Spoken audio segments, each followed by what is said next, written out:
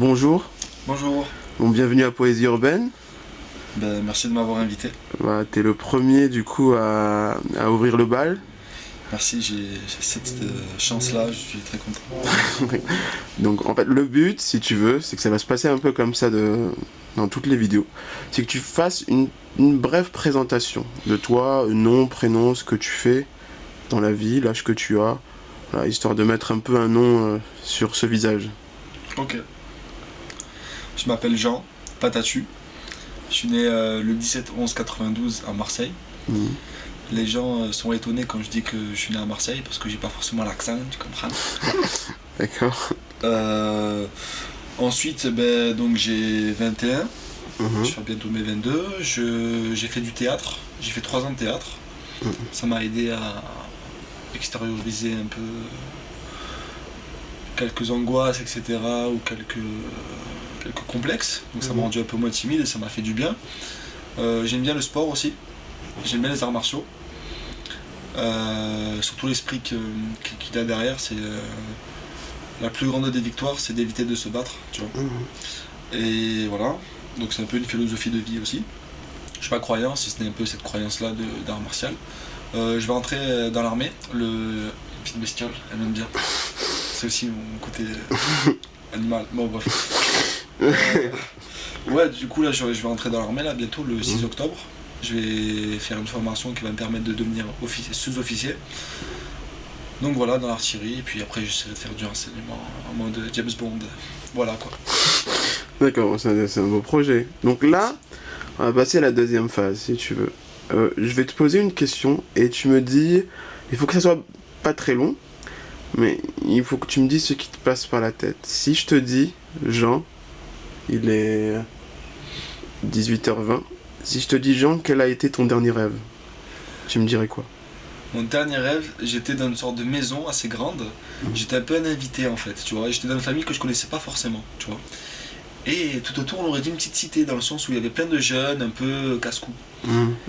Et ils rentraient dans cette maison comme si j'étais chez eux, tu vois. Ils faisaient bordel un peu. Et moi, je me suis senti un peu l'âme d'un héros et je leur disais de partir en fait.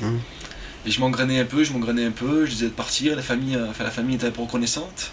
C'était une famille d'origine maghrébine. Et à un moment, il y a un mec qui essaye de rentrer par une fenêtre. Alors je le vois et tout, et je le chasse. Et je le chasse du toit, quoi. Et à un moment, je tombe.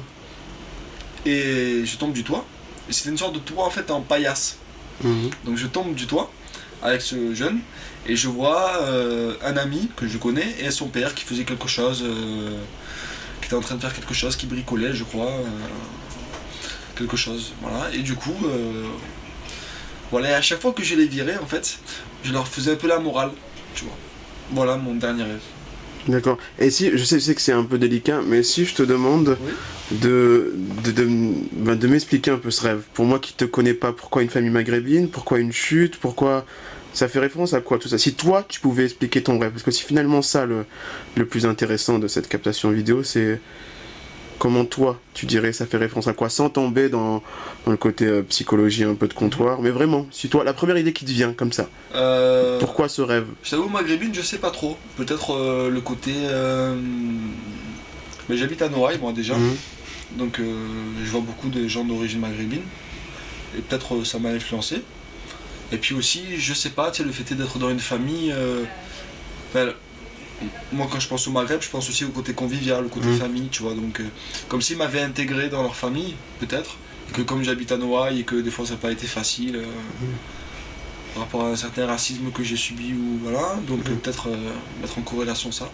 Je sais pas après si on peut appeler ça une psychologie de comptoir. Non, mais c'est le Ça but, va. c'est juste que tu dises ce qui te vient par l'esprit, là. Donc, ouais, il y a de ça. Après, les jeunes, je pense, le côté peut-être pas m'affirmer, mais le côté que je grandis, donc le côté un peu paternel, ou je sais pas, le côté que j'incarne une certaine.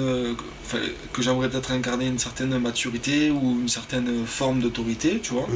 Et que comme ces jeunes se permettaient de faire des choses dans cette famille et que moi je me devais, je pense, comme j'étais un peu intégré dans cette famille-là, un peu de les protéger, et ben je leur disais de partir. Après, tomber du toit, je sais pas pourquoi. Peut-être que ce que je faisais était un peu trop autoritaire ou un peu trop Parce que après, je sais pas, c'est vrai que le jeune, moi, il avait des arguments un peu, tu vois. Je me disais, ouais, mais pourquoi? Et j'arrivais pas forcément à l'expliquer. J'étais un peu trop, non, mais tu sors quand même, tu vois. Et du coup, on est tombé, peut-être, je sais pas. Et il était comment ce jeune? Il avait quel visage? Ce jeune avait, je crois, il avait le crâne rasé, mais dans un peu les cheveux courts, très courts, 3 Mhm. mm. Assez beau, assez jeune, il devait avoir 14-15 ans. Je crois qu'il avait la peau un peu foncée, tu vois, un peu foncée. Et fait bronzé, mais pas.